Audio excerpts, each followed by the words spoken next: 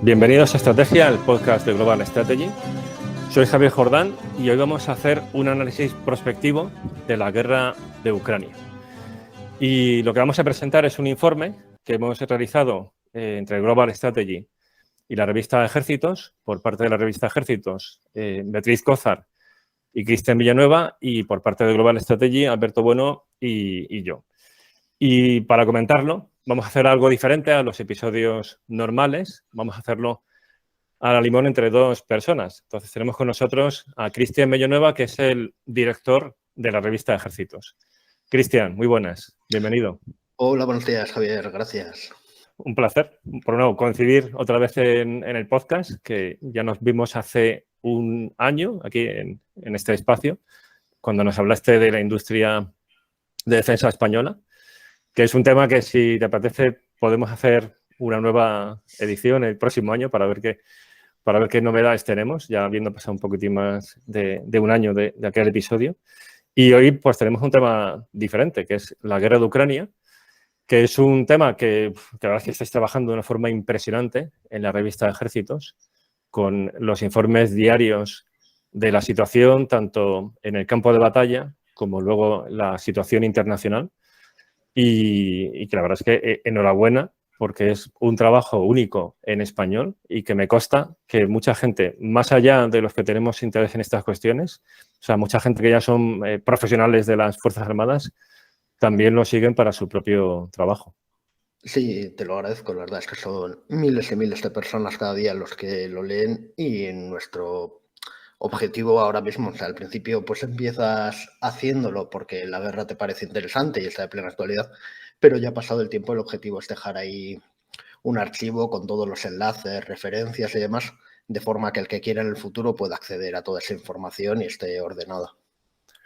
Es muy de agradecer porque hay muchísima información sobre la guerra de Ucrania. Es verdad que también en los medios de comunicación esto ha ido por momentos.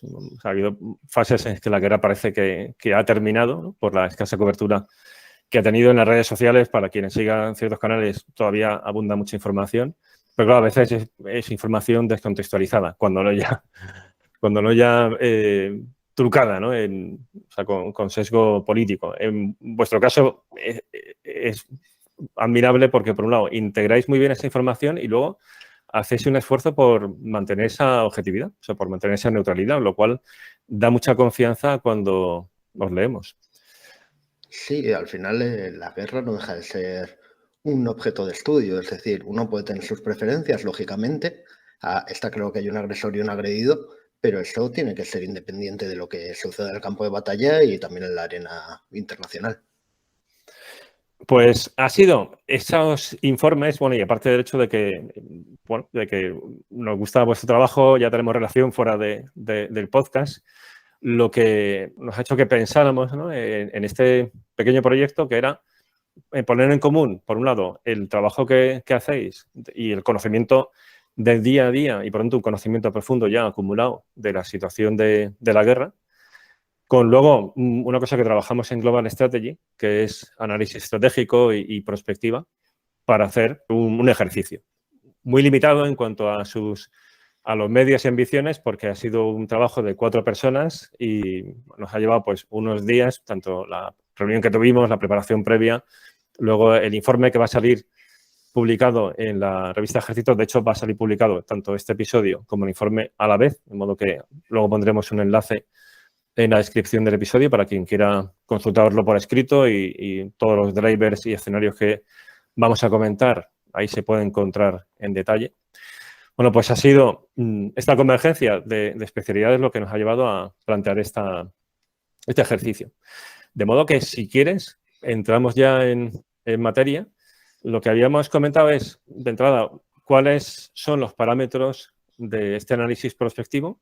A continuación, planteamos cada uno de los drivers, o sea, de esas fuerzas motrices que pueden llevar a que la realidad se oriente en una dirección o en otra, o sea, que a partir de esas fuerzas motrices se generen diferentes escenarios desde el punto de vista prospectivo, es decir, de forma especulativa, que luego quizás alguno de ellos, una combinación de esos contenidos de los drivers, llevará a una realidad concreta. Y luego, por último, comentamos 3 escenarios, que luego ahora también explicaré de qué va esto de los escenarios. De modo que, si te parece, pues empezamos por ahí, ¿no? Sí, perfecto. Vamos con ello. Bien, entonces, ¿cuáles son los parámetros de la investigación? Bueno, pues por un lado, el objeto de estudio es la guerra de Ucrania desde un nivel político estratégico. Por tanto, no entramos en la especificidad del campo de batalla. Es decir, esto no es un análisis de la guerra de Ucrania desde el nivel de análisis operacional y menos aún desde el nivel táctico. Y esto, insisto en ello porque quizás a alguna persona le llame la atención cuando vea el informe o escuche lo que vamos a comentar a continuación, de que no entramos ya en ciudades concretas, en áreas particulares, porque hacerlo del análisis operacional y táctico requeriría otro tipo de drivers, o sea, requeriría fijarse en otras fuerzas motrices. Nosotros nos quedamos en el nivel político estratégico, lo cual también lleva a ampliar la mirada más allá del teatro de operaciones de Ucrania. Es decir, prestamos también atención a lo que ocurre en el vecindario y además en un vecindario ampliado, lo que ocurre en Unión Europea, lo que ocurre en OTAN y, por tanto, en Estados Unidos y en otras regiones del mundo, ¿no? Que pueden verse afectadas o que pueden afectar a lo que ocurre en la guerra de Ucrania. Por tanto, es guerra de Ucrania, sí, pero nivel de análisis político estratégico. ¿Cuál es el horizonte temporal? Es un horizonte temporal de unos 6 meses, porque ahora esto lo estamos grabando a mitad de diciembre y es un análisis prospectivo para el primer semestre de 2023. O sea, podríamos decir que la fecha como tal fecha límite es 30 de junio. No obstante, lo que vamos a comentar no es qué va a ocurrir el 30 de junio, cuál va a ser la realidad en ya principios de verano, sino cuál puede ser la evolución del conflicto durante el primer semestre, desde el término del invierno, primavera, principio de verano, ¿no? Y una cosa que quiero insistir ahora en el comienzo, para aquellos que tengan su primera aproximación a la prospectiva, también publicaremos junto a la descripción del episodio y el enlace del informe, un enlace a una clase sobre análisis y construcción de escenarios y otro documento que tenemos al respecto, por si aquí alguno quiere profundizar por ahí en esta metodología. Una cosa que es fundamental, ¿no?, cuando se hace prospectiva. Esto no va de adivinar el futuro, o sea, va de explorar futuros alternativos, diferentes futuros, a partir de un conocimiento profundo del presente. Por lo tanto, los escenarios que vamos a dibujar, que son 3, no son lo relevante de este trabajo. Lo realmente importante son las fuerzas motrices que vamos a comentar ahora a continuación. O sea, lo que vamos a llamar los drivers.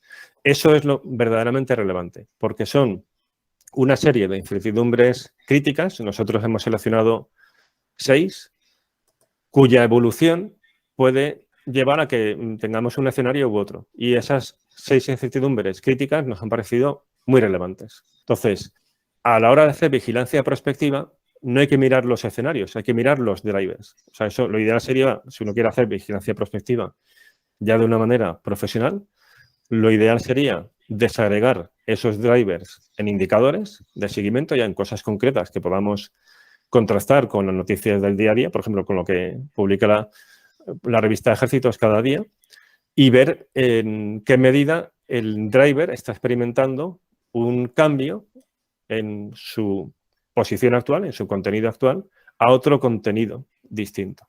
Porque eso es lo que nos da alerta temprana, o sea, nos da una anticipación estratégica de que esto está variando y puede llevar a otro tipo de escenario. Entonces, sabiendo de que están hechos esos escenarios, conociendo los drivers, tenemos más posibilidades de tener esa anticipación estratégica. Pero en ningún caso tenemos capacidad de prever ese futuro, porque es que el ser humano tiene unas grandes limitaciones a la hora de estimar probabilidades de futuro. Y por lo tanto, los escenarios que vamos a plantear no significa que sean los escenarios que consideramos más probables, porque no tenemos ninguna forma de tener certeza de que uno u otro es más o menos probable. Entonces, eso como advertencia inicial. Por lo tanto, ¿por qué hemos elegido esos 3 escenarios? Pues porque nos parecen relevantes y porque son escenarios que son plausibles en base a los drivers que hemos seleccionado. Bueno, pues hecha esta introducción, pasamos ya a los drivers, ¿no? Entonces, lo que vamos a hacer, para los que nos escuchan un poco, que conozcan la estructura y cómo nos vamos a repartir el trabajo, Cristian y yo, voy a ir comentando cada uno de los drivers, de estos 6 drivers, diciendo cuál es cada uno de ellos, qué contenido puede tener a lo largo de estos 6 meses. Y una vez que plantee un escenario, le paso la palabra a Cristian y Cristian hace las consideraciones. Ahí comentamos lo que consideres oportuno. Y luego cambiamos con los papeles. Es Cristian el que comenta cada uno de los 3 escenarios y también pues comentamos a raíz de ello pues también lo que veamos conveniente que nos gustaría destacar, ¿no? Bien, entonces vamos con el primer driver que, como digo, son incertidumbres críticas, es decir, cualquiera de estos drivers puede de manera plausible experimentar cambios en su contenido respecto al contenido que tiene actualmente. Hemos dejado fuera otras fuerzas motrices que tienen un valor pues, que consideramos que no va a variar sustancialmente y que, por lo tanto, no tendrá un impacto sobre el conflicto, ¿no? Por ejemplo, el régimen de sanciones impuesto por Estados Unidos y la Unión Europea a Rusia a lo largo de los próximos meses, pues no es descartable que haya alguna sanción más, pero no consideramos que eso en sí mismo, el hecho de que haya un cambio a ese respecto, vaya a tener un impacto sustancial sobre el conflicto durante los próximos 6 meses, ¿no? Otra cosa es que luego todo esto, lógicamente, erosione la economía rusa y tenga consecuencias a más largo plazo. Bien, entonces vamos con el primer driver, que es el grado de apoyo militar exterior que reciben los 2 contendientes. Tanto por un lado Ucrania como por otro lado Rusia. Entonces, realmente en este driver es relativamente fácil de ver los posibles contenidos que puede tener porque es un más y un menos, ¿no?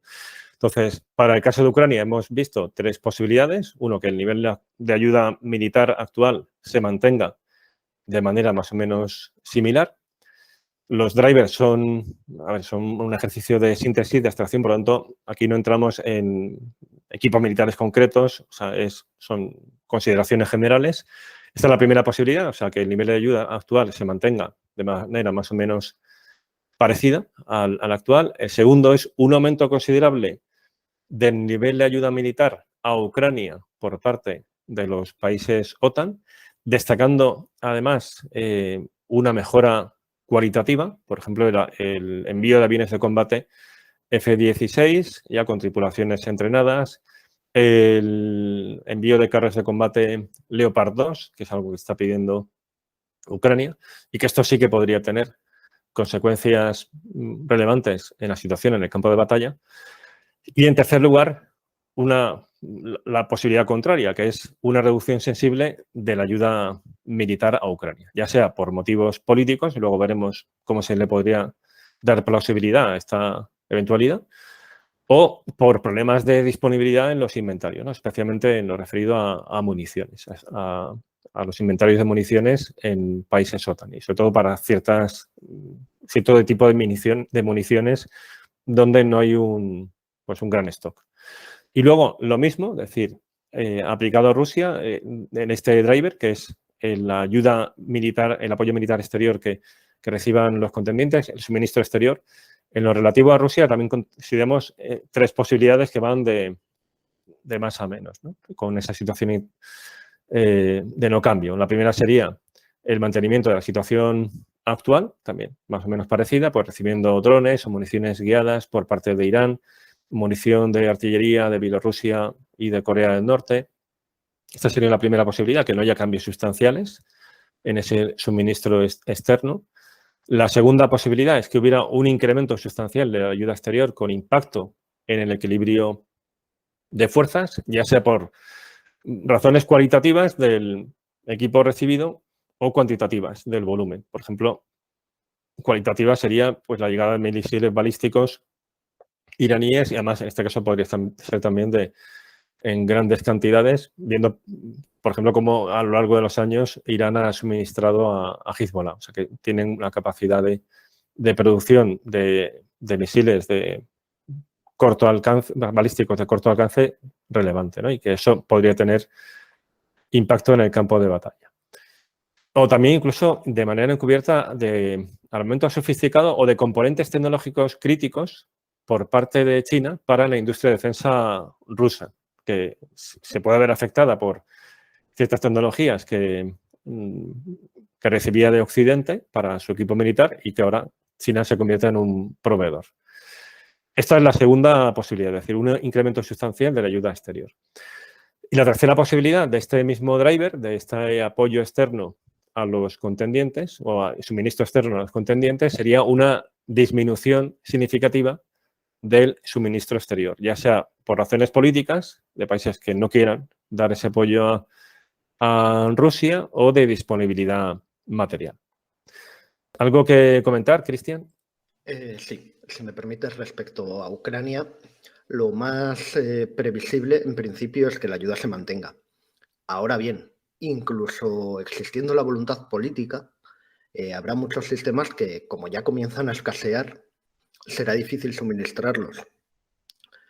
Y por otra parte, incluso aunque se mantenga el suministro, dado que Rusia ha organizado una movilización y también se va a beneficiar de cierta ayuda, lo más interesante aquí será fijarse en todo aquello que pueda ser un game changer, o sea, como lo fue la llegada de los HIMARS en su momento con las municiones GMLRS, y en este caso podría ser, por ejemplo, las bombas planeadoras GLSDB, que sin llegar al extremo de los misiles ATACMS permitirían a Ucrania, ahora que Rusia ha ido adoptando su logística y demás para minimizar el impacto de los HIMARS, que tiene unos 70-80 kilómetros de alcance, dependiendo de la fuente, incluso 100, le permitiría ir más allá hasta los 160 kilómetros, pero sin posiblemente graduando la escalada sin que Rusia lo considerase, pues eso, una amenaza del mismo nivel que los ATACMS.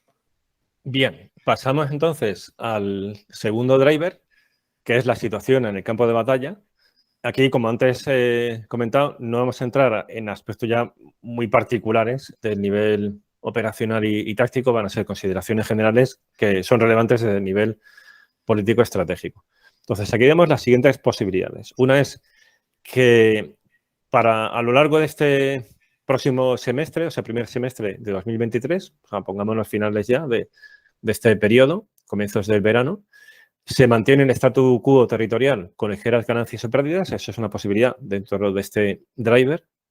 Una segunda posibilidad es que Ucrania, las fuerzas ucranianas consigan avances territoriales significativos, pero sin recuperar el territorio perdido desde 2014. Una posibilidad, una tercera posibilidad en este sentido es ya un máximos, pero dentro a su vez de unos límites, es que pues una ofensiva ucraniana de primavera consiga un desplome del dispositivo defensivo ruso y por lo tanto pues logre recuperar gran parte del territorio, habría una parte muy, muy considerable del territorio ocupado por Rusia desde 2014, no la totalidad global de ese territorio y, por supuesto, no Crimea, pero en esta tercera posibilidad casi sí que se podría hablar de una victoria ucraniana en el campo de batalla, ¿no? Una victoria aplastante, que lograse la práctica totalidad de territorio perdido y la retirada, por tanto, y unas grandes pérdidas del ejército ruso. Luego, una cuarta posibilidad es, por el contrario, un cambio de las tornas, es decir, que hay una nueva ofensiva rusa en primavera con avances territoriales importantes y un grave desgaste de las fuerzas ucranianas. O sea que en esta eventualidad el balance sería muy desfavorable. O sea, prácticamente se podría hablar de una derrota ucraniana, no perdiendo, evidentemente, todo el territorio, no llegarían a Kiev, pero sí que habría una derrota importante en el frente, ¿no? Por parte de las fuerzas ucranianas. Y luego la última posibilidad que hemos planteado, que no es lo mismo que la primera, porque o sea, no hay, digamos, cambios territoriales. O sea, el contenido del driver sería Rusia frena los avances ucranianos, pero sufre un severo desgaste. Es decir, no hay cambios significativos en la línea del frente. Evidentemente, el frente es dinámico y todos los días está viendo acciones, y así lo recoge la revista Ejércitos, aunque muchas veces empieza diciendo hoy no ha habido grandes novedades, pero al final sí que hay acciones sobre el terreno. Bueno, pues a lo largo de estos 6 meses habría habido algún intercambio de territorio, pero en líneas generales las fuerzas ucranianas no habrían sido capaces de romper esa defensa en profundidad rusa. Pero sin embargo, los rusos en este escenario sí que habrían sufrido un severo desgaste, ¿no?, en sus fuerzas. Dicho de otra forma, lo que consideramos en este driver de la situación en el campo de batalla son 2 variables. Uno es alteración en el control del territorio y luego desgaste de las fuerzas de uno y otro bando moderado o un desgaste elevado. Bien, ¿algo que quieras comentar, Cristian? Sí. Este driver, aunque generalmente muchos entienden que Ucrania tiene que recibir apoyo exterior y que tiene que recibirlo de forma ininterrumpida, sostenida en el tiempo, por razones morales, lo cierto es que en relación con el anterior y con este, es muy importante entender, de ahí el marco temporal del estudio de perspectiva, que a Ucrania nunca se le ha dado un cheque en blanco. Ucrania ha ido demostrando en el campo de batalla, lo demostró al inicio del conflicto, sabiendo frenar a las tropas rusas en los alrededores de Kiev, lo demostró después en el saliente de Izium y lo ha demostrado con sus ofensivas en Kharkov y Kherson, que es capaz de aprovechar toda la ayuda que se le envía. En este sentido, Ucrania siempre tiene sobre sí una espada de Damocles, porque tiene la obligación de seguir presionando durante el invierno cuando el terreno se endurezca y de obtener algún tipo de victoria, no vamos a decir definitiva, pero sí una victoria que sus aliados entiendan que justifica el esfuerzo empeñado en apoyar a Ucrania. En ese sentido, esto obliga a Ucrania a atacar. Rusia ha perdido la iniciativa estratégica y se está preparando para la defensiva. Entonces, todo lo que vamos a ver en los próximos meses es el esfuerzo ucraniano por romper esas defensas, incluso a la desesperada, y el esfuerzo ruso por que Ucrania sufra un gran desgaste que fuerce unas negociaciones precisamente por la falta de apoyo exterior, porque al final Ucrania por sí mismo sola a lo más que podría aspirar es una guerra de guerrillas, pero no a mantener el tipo de guerra que estamos viendo. Pasamos al tercer driver, que es la situación política en Rusia, la situación política interna. Entonces, aquí vemos una serie de posibilidades que se pueden dar en combinación. Ahora explico el porqué, ¿no? Entonces, en primer lugar estaría una mayor radicalización de las élites políticas rusas, que se traduciría en un respaldo a políticas más severas de Rusia en el campo de batalla y en general en la guerra. Y también aquí lo que llevamos, y esto fue una propuesta por parte de Cristian, la feudalización del poder, ¿no? O sea, el protagonismo que están adquiriendo figuras como Kadyrov y Prigozhin, que aparentemente están aliados con Putin, pero que claramente también tienen agendas propias, ¿no? Y que ahora seguro que Cristian comenta. Entonces, esta sería una primera posibilidad. Un segundo contenido de este driver es la continuidad de Putin al frente del Estado, es decir, en ese sentido, es la situación actual, pues lo que se plantearía es que no habría cambios si es el contenido concreto de este driver para final de primer semestre. Una tercera posibilidad es el reemplazo forzado de Putin como consecuencia de un golpe palaciego, o sea, no un cambio de régimen, sino un cambio en el liderazgo supremo de Rusia. Luego, la cuarta posibilidad sería revueltas populares en Rusia, pero sin que se tradujeran de nuevo, en un cambio de régimen y ni siquiera en un cambio en el liderazgo, porque no atisbamos a una alternativa de oposición viable, porque ahora mismo Rusia ha endurecido mucho el sistema, ya es claramente una dictadura. No le tiembla la mano a la hora de meter en la cárcel a líderes de la oposición y luego incluso a líderes mediáticos que también se cuestionan la guerra. Entonces, esas revueltas populares podrían ir de la mano de ese contenido, de un reemplazo forzado de Putin, como consecuencia de un golpe palaciego, o podrían también ir también en paralelo con una continuidad de Putin al frente del Estado y una doble apuesta por por endurecer la guerra, ¿no? Y luego la última posibilidad que vemos es aquí lo contrario.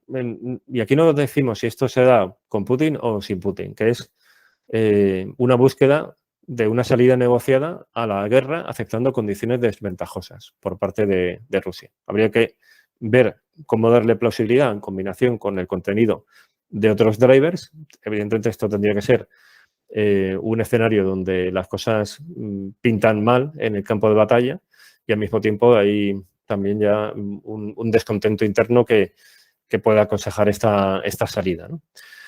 ¿Cosas que quieras comentar, Cristian? Sí, en primer lugar, bueno, la experiencia histórica, aunque no podemos caer en el determinismo, lo que nos dice es que los golpes palaciegos en Rusia históricamente no han triunfado. En ese sentido, es muy difícil que puedan evacuar a Putin del poder, aunque podría pasar incluso por causas naturales. No olvidemos la edad que tiene y que su estado de salud tampoco parece el óptimo. Por otra parte, respecto a la feudalización, es un fenómeno que hay que observar con detenimiento. Los dos actores que citabas, tanto Prigozhin, que es el fundador de la compañía militar privada Wagner Group, como Ramzan Kadyrov, que sería el jefe de la región de Chechenia y actúa como una suerte de virrey, para que nos entendamos todos. Son dos tipos que han ganado un ascendente terrible sobre el gobierno ruso, cuando en principio no debería ser así, y viendo la vertical del poder oficial en Rusia, no están ni en el organigrama. Sin embargo, vemos cómo se mueven en las redes sociales, cómo presionan, cómo han llegado seguramente incluso a imponer la llegada del general Surovikin al mando del ejército ruso en Ucrania, y también como sin su colaboración seguramente para el ejército ruso mantener las operaciones ahora mismo sería imposible. Si Prigozhin no se hiciese cargo de toda la zona de Bakhmut, Lysychansk, Severodonetsk y demás, el ejército ruso no tendría medios humanos ahora mismo para cubrir todo el frente. Y el papel de los chechenos, aunque es cuestionable en algunos sentidos, todo el mundo les critica por ser el batallón TikTok, lo cierto es que ha sido bastante aceptable y son combatientes que tienen una formación bastante alta gracias a que tienen sus propios campos de entrenamiento y que tienen además el componente ese de fanatismo que al final ayuda a superar o a compensar otras carencias. Bien, pasamos entonces al cuarto driver, que tiene que ver con la escalada horizontal del conflicto. Luego vamos a hablar de la escalada vertical. La escalada horizontal es que el conflicto se traslade a otros escenarios geográficos. Y la escalada vertical es una escalada en la intensidad del propio conflicto dentro del teatro de operaciones de Ucrania. Entonces vamos primero a la escalada horizontal. Entonces ahí una posibilidad que se contempla dentro de este driver es que Rusia mantenga las acciones en zona gris con empleo de estrategias híbridas contra países de la Unión Europea, pero sin escalar sensiblemente. Es decir, que siga habiendo ciberataques donde es muy difícil atribuir la autoría a Rusia, se da esa negación plausible, pero bueno, es también sensato pensar que detrás está el gobierno ruso. Desinformación, acciones de falsa, bueno, más que de falsa bandera, acciones sin una atribución clara contra infraestructuras críticas. Tenemos esa cuestión de Nord Stream ahí pendiente, pero bueno, también con una perspectiva de zona gris, pues esto es plausible con Rusia. Esta es una posibilidad, es decir, que a lo largo del primer semestre de 2023 no haya cambios significativos en esta zona gris que mantiene tanto la diada de conflicto Rusia con OTAN, Rusia, Unión Europea. O sea, ellos haciendo esas acciones en estrategia de zona gris y los países OTAN, pues como estamos en una proxy war, una guerra por delegación, dando apoyo para que Ucrania se defienda legítimamente, pero al final, lógicamente, esto es visto por Rusia como una estrategia de desestabilización para ellos y de desgaste y demás, que también tiene ese componente, ¿no? Entonces, estamos claramente en una zona gris. Bueno, pues lo que planteamos en este primer contenido es que la escalada se mantiene. en el nivel que estamos actualmente, diciembre de 2023. Una segunda posibilidad es que no, es que se escale en la zona gris, en esta diada de Rusia-OTAN, Rusia-Unión Europea. O sea, acciones más agresivas. Ahí podríamos contemplar, por ejemplo, pues acciones contra infraestructuras críticas, bien sea por ciberataques o sabotajes. Puede ser un puerto, puede ser una infraestructura energética que es muy sensible para Europa y aunque parece que hemos capeado la crisis de suministro de gas, pues ahí está todavía el tema, depende de cómo sea la climatología los meses próximos de invierno y luego viene el año siguiente. Entonces, ese es un tema sensible. Luego, una tercera posibilidad que hemos querido contemplar para dejar clara ahí nuestra posición, nuestro juicio analista, ¿no? Es que Rusia no sería capaz de generar efectos de segundo orden en África que afecten seriamente a la Unión Europea. ¿Qué queremos decir con esto? Es decir, que Rusia no sería capaz por sí sola de generar una hambruna en África que se traduzca en una oleada de refugiados que lleguen a las fronteras de la Unión Europea, iterando de nuevo pues una crisis similar a la de Siria hace unos años, ¿no? Entonces, no descartamos que se produzca una catástrofe humanitaria por diversos motivos, entre otros también pues la guerra de Ucrania, pero no como el motor principal y menos aún como acciones por parte de Rusia efectivas a ese respecto. Simplemente por una cuestión no de falta de voluntad, sino de falta de capacidad por parte de Rusia. Rusia tiene presencia, por ejemplo, con el grupo Wagner en el Sahel y podría intentar cerrar los puertos otra vez, aunque esto es una línea que la práctica pues amenaza con ello y actualmente eso está abierto. O sea, consideramos que no tendría una capacidad ahí significativa para provocar por sí sola una crisis en África o en Oriente Medio que hiciera de palanca a la determinación europea para seguir apoyando a Ucrania.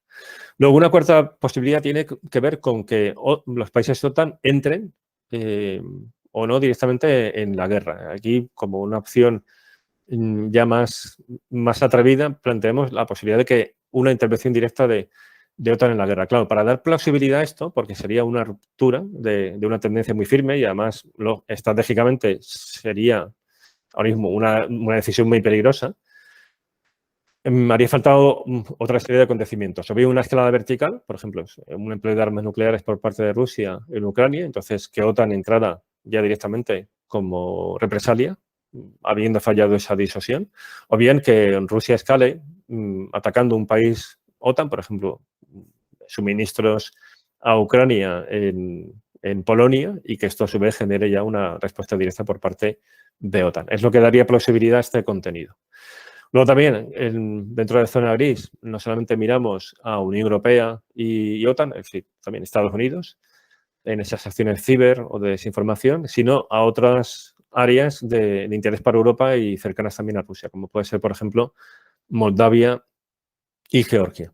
Y para terminar, en esta escalada horizontal, planteamos como un contenido que se podría dar dentro de este driver la entrada de Bielorrusia en la guerra, o sea, a favor de Rusia. También habrá que darle esto plausibilidad, pero no es descabellado. De hecho, en los informes diarios de ejércitos es un tema que se menciona, ¿no? De vez en cuando esta posibilidad. Pues lo que quieras comentar, Cristian. Sí, parece prácticamente inevitable que se sigan produciendo acciones en la zona gris y seguramente seamos los europeos los que más podamos padecerlas.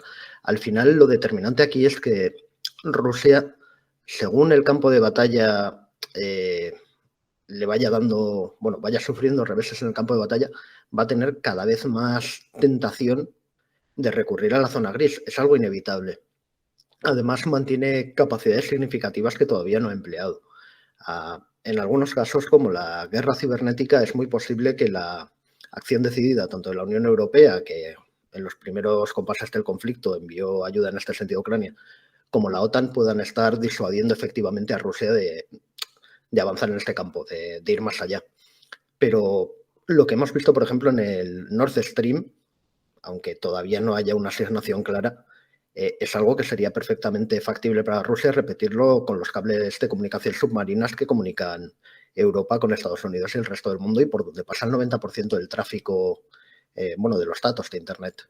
Ahí está lo que comentamos en su día, al hacer los escenarios, el 29 Gugi de la Flota del Norte, que tiene submarinos con unas capacidades que ningún otro país en el mundo puede replicar ahora mismo. Entonces, lo determinante es que, visto cómo evolucionan los acontecimientos, Rusia cada vez va a sentirse más presionada para atacar en la zona gris y también hay que tener en cuenta que podría hacerlo de formas mucho más imaginativas de lo que creemos, porque al final la zona gris puede ser cualquier cosa siempre que no se supere el umbral del conflicto y podría ser más rentable desde su punto de vista atacar puertos, cadenas de suministro mediante atentados, mediante acciones del tipo que sean, que no ir a por las cosas más evidentes como ha pasado con el gasoducto, como podría pasar con los cables submarinos. Además, y aunque esto ya se nos vaya del horizonte temporal que estamos trabajando, incluso después de la guerra, o sea, cuando cesen los combates en Ucrania, hay muchas probabilidades de que esta zona gris se mantenga.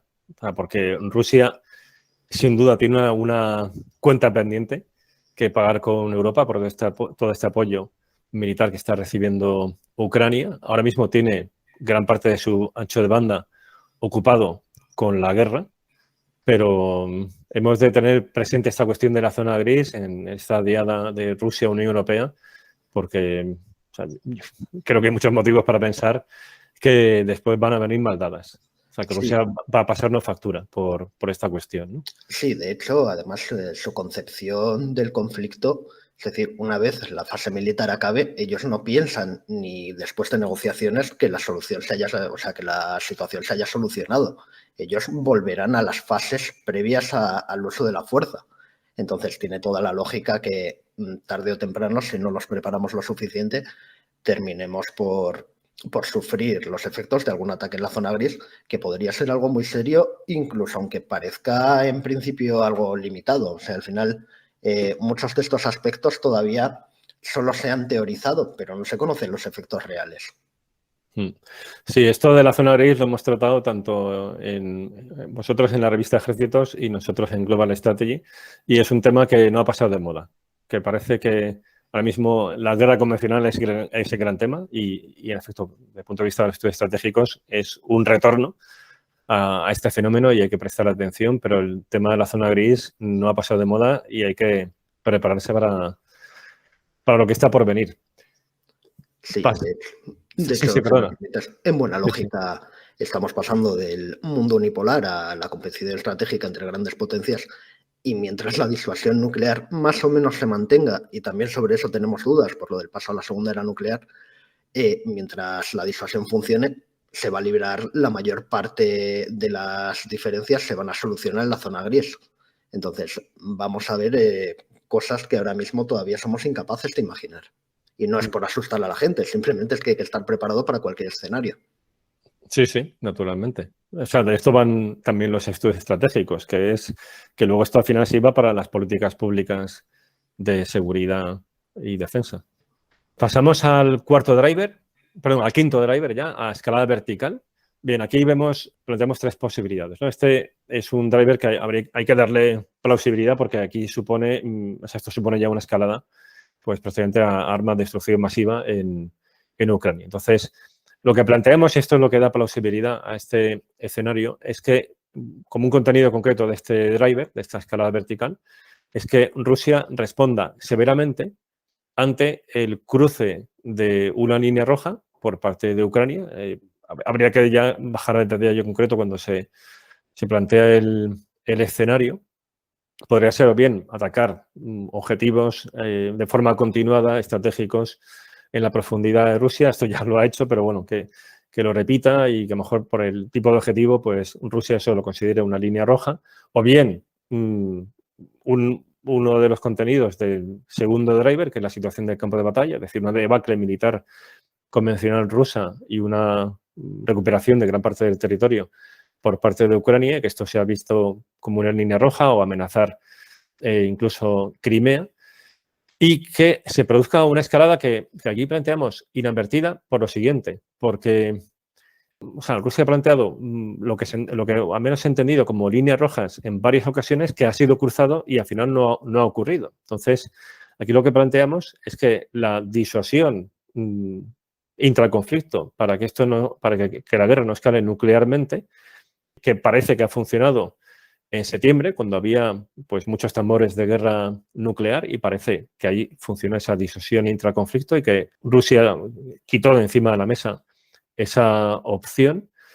En esta ocasión pues fracase. Es decir, que si se cruce una línea roja pensando que se mantiene o que bien, que no hay credibilidad, o sea, que se va a pasar a ser línea roja y no va a pasar nada después, o bien que la disuasión intraconflicto fracase y, por lo tanto, tengamos una escalada a otro nivel, ¿no? Entonces, el segundo contenido es ese otro nivel. El segundo contenido de esta escalada vertical es el empleo de armas nucleares, químicas o radiológicas, una bomba sucia, por parte de Rusia en el teatro de operaciones. Y luego el tercero es una catástrofe en una central nuclear allí en Ucrania, cerca del frente, bien por un accidente o bien por una acción de falsa bandera. Y aquí plantearíamos una acción de falsa bandera, por ejemplo, de Rusia, que lo atribuya a Ucrania y, bueno, a través de la desinformación y de una parte no desdeñable de público que está muy alineado con Rusia, pues compre ese mensaje. Cosas que quieras comentar, Cristian. Sí, cuando hablábamos los cuatro con Alberto y con Beatriz y tocábamos el tema de la escalada inadvertida, al final lo que me venía a la cabeza era el cuento de Pedro y el lobo. Desde el punto de vista nuestro occidental, estamos enviando armas a Ucrania, estamos viendo, aunque nos desentendamos un poco, ¿no? Como en el caso de los HIMARS, que parece que Estados Unidos los envió capados para que no pudiesen utilizar los ATACMS y demás, por si Ucrania podía conseguirlos por otras vías, etc. Entonces, aunque nos desentendamos, estamos viendo cómo constantemente se traspasan algunas de las que creemos que eran las líneas rojas que Ucrania había marcado. De hecho, había sido bastante clara con los ataques a Crimea, por ejemplo, o con los ataques en territorio ruso, el puente de Kerch.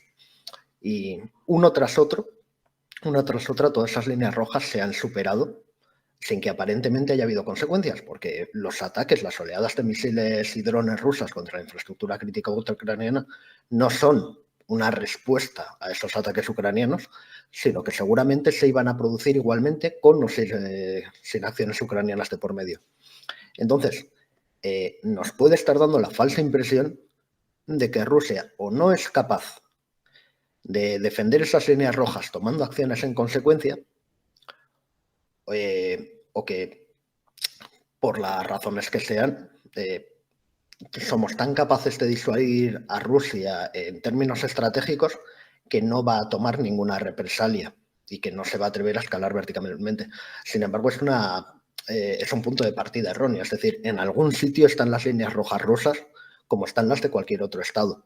Y Rusia se juega demasiado en la guerra de Ucrania como para que esas líneas no existan. Así que va a haber que ser muy cuidadoso, y por suerte Estados Unidos lo está haciendo, a la hora de seguir enviando la ayuda militar, el tipo de ayuda, la cantidad, lo que se permite hacer con ese armamento, etcétera. Aún así, sospecho que Ucrania seguirá intentando transgredir las líneas porque tiene que responder también de alguna manera a lo que Rusia hace.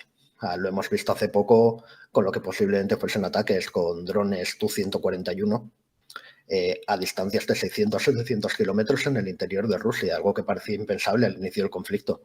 Y Rusia ha respondido, igual que respondió lo del puente de Kerch, es decir, que no ha ido más allá. Por otra parte, es muy posible que las conversaciones entre los Estados Unidos y Rusia y el hecho de que la Unión Europea se mostrase tan firme en boca de Borrell, manteniendo la misma postura que los Estados Unidos, sirviesen para que el Estado Mayor ruso y especialmente el gobierno de Putin, el gabinete de Putin, se convenciesen de que no merecía la pena la escalada nuclear, pero que estén convencidos hasta cierto punto, o sea, que la disuasión por parte de Occidente haya sido efectiva, no quiere decir que lo sea para siempre. Entonces hay que tener mucho cuidado con cómo se gestiona la escalada, el envío de armamento, el apoyo militar, etcétera. Lo que no quiere decir que no haya que hacerlo, por supuesto. Y pasamos al último de los drivers, que en este caso tiene que ver con el liderazgo político en Ucrania. Antes hemos tenido uno sobre situación política interna en Rusia y aquí nos centramos especialmente en el liderazgo político de Ucrania. Entonces, planteamos las siguientes posibilidades dentro de este driver. La primera de ellas sería que Ucrania alcanza hitos militares en el campo de batalla y por tanto se mantiene en respaldo internacional al liderazgo de Zelensky. La segunda posibilidad que se plantea es la opuesta y también vinculada a la consecución de hitos militares. En este caso sería el fracaso o estancamiento militar de Ucrania y el aumento de las presiones externas a favor de la negociación, yéndonos, por ejemplo, ya al mes de junio, donde ya hay un cansancio de la guerra en las sociedades y en los gobiernos europeos por el invierno siguiente que viene y el no ver una salida a la guerra. La tercera posibilidad es que estas presiones externas lleguen a tal punto, por un lado, por ese cansancio de la guerra y por otro, porque el Zelensky se ancle en posiciones maximalistas de no negociar hasta que Ucrania recupere todos los territorios perdidos a manos de Rusia o bien que esas negociaciones tengan como requisito sine qua non para llegar a un alto el fuego esa retirada total de Rusia de los territorios ocupados desde 2014. Bueno, pues ese choque entre, por un lado, el deseo de acabar con la guerra cuanto antes por parte de los aliados, particularmente de los europeos, y la posición de máximos de Zelensky, pues lleve a que las presiones externas motiven la retirada de Zelensky, porque aquí echaríamos mano del primer driver, se condicionaría la ayuda militar exterior y, por lo tanto, la capacidad militar de Ucrania para que hubiera un cambio político en este sentido. Luego, una cuarta posibilidad es una opción radical, ¿no? Que es el fallecimiento de Zelensky por un ataque de Rusia, o sea, una acción de decapitación por parte de Rusia contra el liderazgo en Ucrania. Y luego la última posibilidad que vemos dentro de este driver es un aumento, o sea, una contestación social y política relevante dentro de Ucrania por cansancio de la guerra, ¿no? Por ejemplo, para darle posibilidad, pues que esta campaña que está llevando a cabo Rusia de ataques contra infraestructuras críticas se mantenga y se empiece a ver fisuras, ¿no? Eso que generalmente en la historia de la guerra no ha funcionado porque esos ataques directos contra la población civil normalmente han aunado más a la población con el gobierno frente a ese agresor y en este caso pues van por ahí los tiros, es decir, rendirse ante Rusia, o sea, entrar en la órbita de política de Rusia viendo cómo se está comportando Rusia no tiene mucho sentido, ¿no? Por esos ataques como está haciendo sufrir a la población civil, ¿no? Pero bueno, planteamos como posibilidad que como consecuencia del mantenimiento de esta situación, incluso agravamiento, porque a lo mejor Rusia, pues como antes decíamos, en el primer driver consigue más municiones de largo alcance, de misiles balísticos por parte de Irán, pues podrá incluso incrementar esta campaña contra objetivos estratégicos. Esto al final erosione el liderazgo de Zelensky y la voluntad de seguir combatiendo dentro de Ucrania. Cosas que quieras comentar, Cristian. Sí. A ver, respecto a la posibilidad de que el gobierno de Zelensky pierda apoyos, por citar una encuesta que se publicó ayer, era ucraniana, así que cada uno le puede dar la credibilidad que quiera, pero se hablaba todavía de un 85% de apoyo entre la población a seguir la guerra. Entonces, no parece que la falta de electricidad, y estamos hablando de que ahora mismo hay millones de personas desconectadas de la red eléctrica, o que la amenaza del frío vayan a torcer la voluntad ucraniana de resistir. Me parece mucho más peligroso el tema de las posiciones maximalistas. Ucrania, Zelensky se mantiene en sus 13 respecto a la retirada total rusa, lo presentó en su propuesta de plan de paz. Del lado ruso también aunque siempre hablan de negociaciones y demás, se interpretan siempre como la búsqueda de tiempo para reconstituir su ejército y volver a atacar con más fuerza en primavera. Nadie toma en serio ninguna de las propuestas rusas. Entonces, en este sentido, dado que Ucrania no lucha sola, sino que depende totalmente de sus aliados, si su posición o sea, su aversión a negociar se mantiene sin resultados muy, muy claros en el campo de batalla, sí que parece perfectamente probable que se le vaya retirando gradualmente el apoyo o que se le dé algún aviso hasta forzar un cambio de posición. El problema es el que se cita en el informe, y es que, visto el personaje en el que se ha convertido Zelensky, el símbolo en el que se ha convertido, resulta muy, muy difícil que pueda cambiar de repente su discurso, aceptar unas posiciones no desventajosas, incluso aunque fuesen mejores que las actuales. Se ha metido en tal callejón sin salida respecto a la cuestión de Crimea y la del Donbass, que parece difícil que pueda bajar de ahí, y eso podría terminar en una dimisión o en algún tipo de sustitución. Muy bien. Si quieres, como antes hemos comentado, cambiemos papeles y ahora, si te parece, comentas tú los escenarios, los 3 escenarios que hemos construido a partir de una combinación de contenidos de estos drivers. Los criterios que hemos seguido para plantear estos 3 escenarios es que, por un lado, sean congruentes entre sí los valores de los drivers y luego que sea plausible, es decir, que seamos capaces de explicar cómo se llega a ese escenario. Te paso la palabra, si te parece bien. Sí, comienzo con el primer escenario que a mí personalmente me parece el más plausible ahora mismo. Sería uno en el cual las victorias militares ucranianas se produjesen, pero fuesen insuficientes como para hacer que Rusia solicitase negociaciones y aceptase condiciones demasiado onerosas. En este sentido, la balanza militar en el campo de batalla seguramente se inclina a favor de Ucrania. Estamos viendo que tiene la iniciativa estratégica, que tiene ahora unas fuerzas armadas que están mucho mejor formadas y más fogueadas que las rusas, tiene mejor material, cada soldado libra por libra es mejor que su contrincante, entonces tiene una serie de ventajas que hacen pensar en que va a mantener cierto impulso y que va a poder todavía pues rebañar cuando menos algo de terreno a las conquistas rusas. Sin embargo, se antoja muy, muy difícil que logre cruzar ciertas barreras. Podría, en el mejor de los casos, llegar a Starobilsk y amenazar Lugansk, o podría en el sur pasar hacia Melitopol y lo mismo, dividir en dos el dispositivo ruso al sur y que provocase una desbandada, etc. Pero lo que estamos viendo, por lo que Rusia está haciendo, se está preparando para una guerra defensiva a ultranza y simplemente para intentar desgastar a Ucrania. Y Ucrania tiene unos límites, nos guste o no nos guste.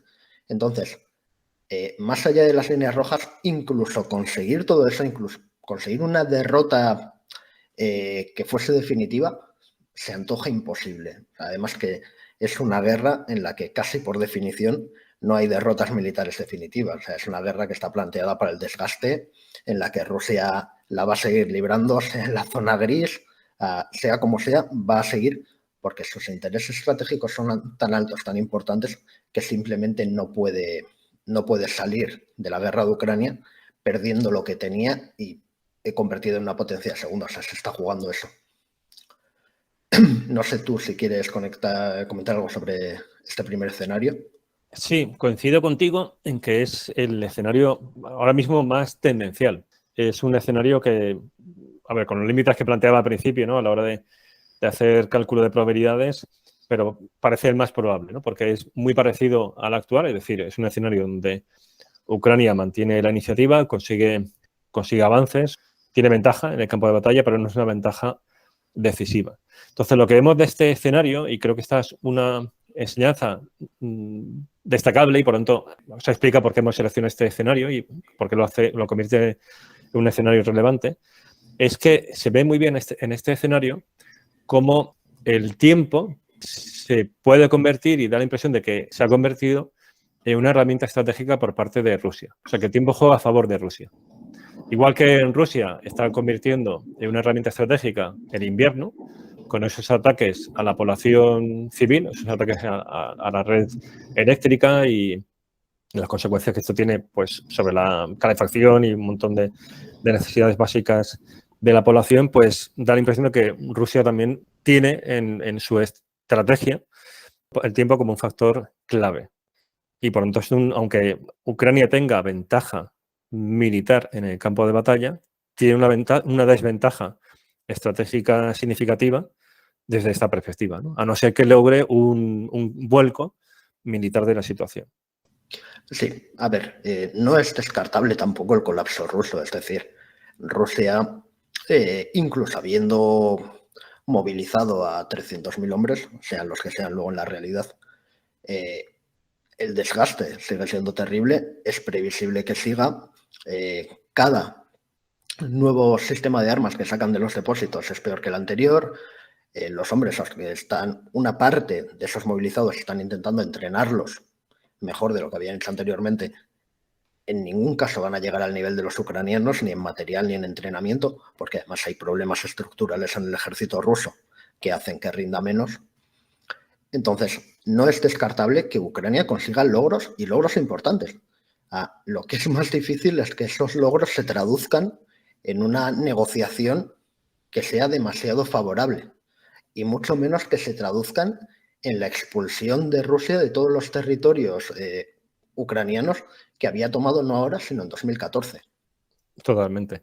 Y esto además nos podría llevar al segundo escenario, esta eventualidad. O sea, en el caso de que estuviera camino de, o sea, aparte de que desde el punto de vista de guerra convencional es muy difícil dar posibilidad a una victoria completa, o sea, una recuperación total de los territorios perdidos en 2014, un riesgo que podría llevar ese proceso es el segundo escenario que hemos planteado.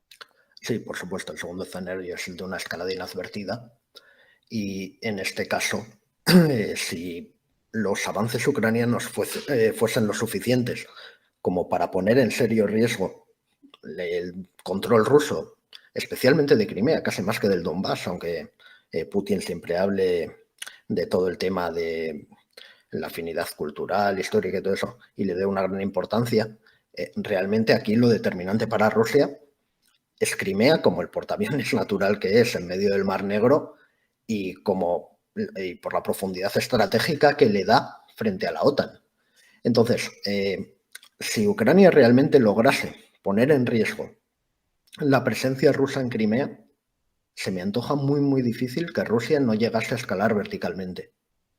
Rusia no, teniendo las herramientas en la mano, es muy difícil que no termine escalando y que se vaya, como se diría vulgarmente, con el rabo entre las piernas de Ucrania. O sea, no funciona así.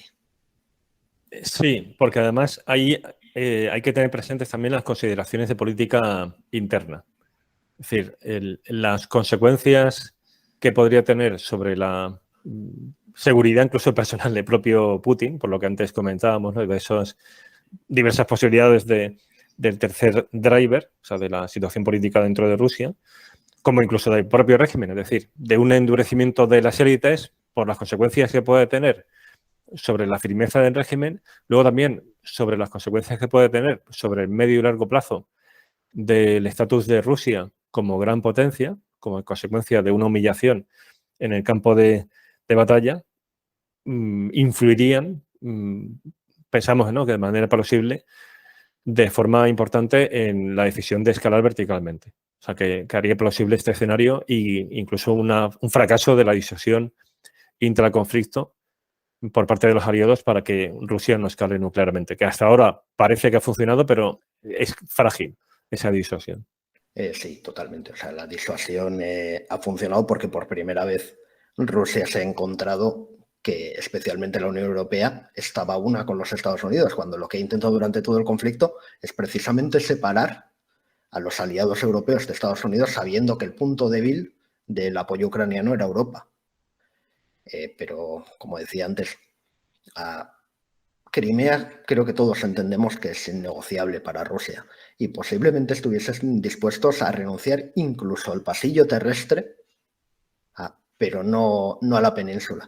Y por otra parte, esto nos lleva a otro factor y es, vale, bien, Ucrania consigue una gran victoria militar, no hay escalada, incluso en un futuro hipotético en el que recuperase físicamente Crimea y el Donbass, ¿qué hace Ucrania con zonas en las que los niños llevan desde 2014 estudiando en ruso y no en ucraniano, en la que la población seguramente no quiera volver a Ucrania, en la que Rusia podría luchar en la zona gris metiendo una quinta columna, etcétera, etcétera, durante años y años y años, y que comprometería la viabilidad ucraniana como Estado?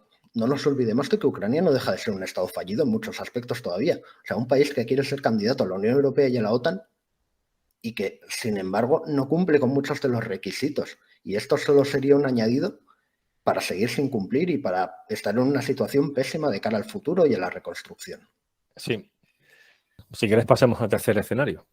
Sí, por supuesto. El tercer escenario sería también bastante factible, sería un estancamiento del conflicto. Al final estamos viendo cómo Surovikin, desde su llegada, está reorganizando y reconstituyendo el ejército ruso, cómo están excavando posiciones defensivas por buena parte del frente, como si no hubiese mañana, cómo está haciendo que Wagner Group se embarque en una guerra de desgaste, estableciendo una kill zone en la ciudad de Bakhmut, también para debilitar a Ucrania, mientras el ejército ruso no sufre y se fortalece. Entonces no es descartable que Ucrania, pese a su superioridad militar respecto a Rusia, a tener mejor inteligencia, mejor asesoramiento, etcétera, pueda sufrir un desgaste suficiente como para no lograr ningún avance significativo y que la guerra se quede pues, en una situación asimilable a la del Donbass desde 2014. Sí, de este escenario lo que destacaría es como una visión de conjunta de los otros escenarios.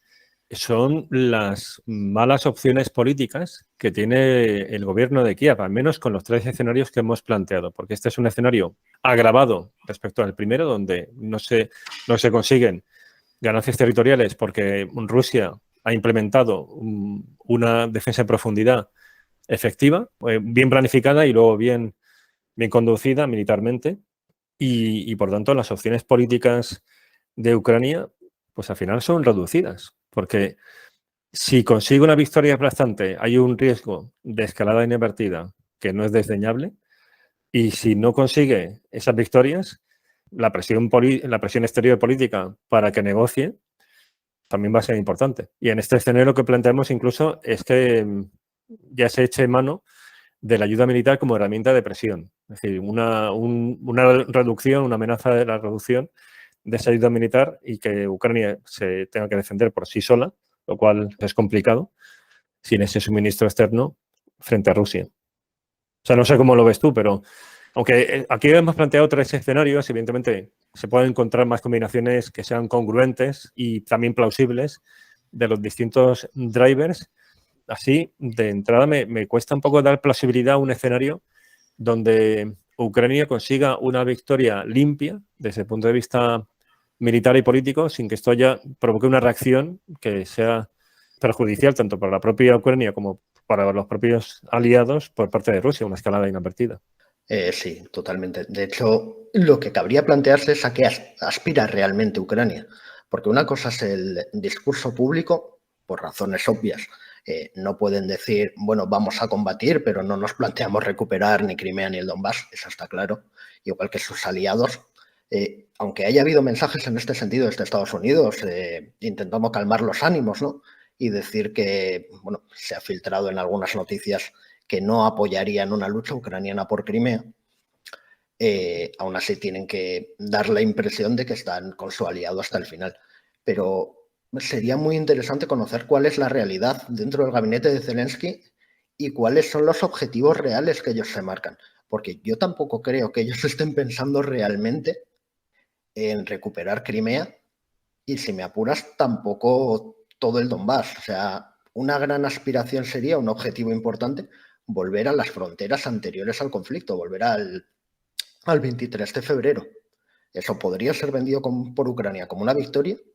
El país sería mucho más homogéneo que si reintegrase, por ejemplo, todo el Donbass. Rusia tendría una salida indigna, pero una salida, porque siempre podría vender que se ha desnazificado Ucrania, que se ha erosionado a sus fuerzas armadas. Luego ya que cada uno que lo crea o no lo crea, pero podría venderlo. No olvidemos que su público es un público cautivo, que apenas accede a fuentes de información que sean foráneas. Entonces, lo importante aquí es saber realmente en qué está pensando Ucrania y qué es lo que le transmiten sus aliados en las negociaciones, porque como he dicho al principio, aquí no hay ningún cheque en blanco. Y el cheque en blanco es tanto para seguir enviando más ayuda como para qué se utiliza esa ayuda. O sea, no se le puede, no podemos pensar en una Ucrania que vaya a ir tan allá que comprometa la seguridad de quien presta la ayuda. Muy bien. Yo creo que nos ha salido un poco más largo de lo que ya hemos planteado al principio, pero ha habido muchas ideas y confío que los que nos escuchan por lo menos les haya resultado sugerente, ¿no? En cualquier caso, lo que hemos tratado de hacer es un esfuerzo sistemático para explorar el futuro a partir de un análisis estratégico del presente.